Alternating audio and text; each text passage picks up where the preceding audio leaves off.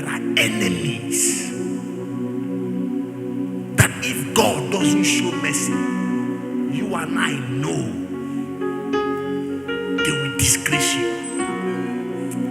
There is nothing Mordecai would have done to defeat Haman. By position and influence, Haman was bigger than him. It took the mercy of God. There are people fighting you now. If mercy does not prevail, sir, by negotiation, Moses would have convinced Pharaoh.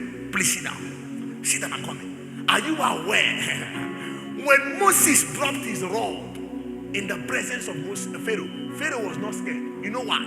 The rod Moses had, Moses took that rod from the house of Pharaoh. Pharaoh was trained to be a magician. So everybody in his house were trained to be magicians. So they all had their rod. So remember, the daughter of Pharaoh was the one that trained Moses. So they gave Moses the rod. That was the rod he flew with when he left Egypt to go to the wilderness.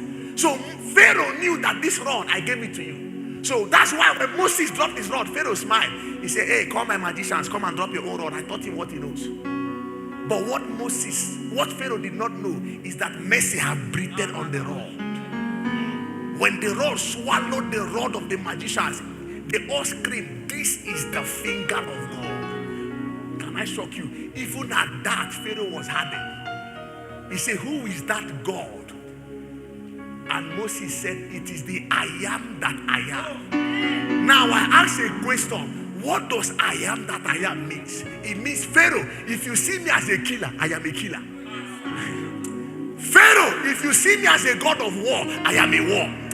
Anyhow you want it, Pharaoh, by mercy they must go.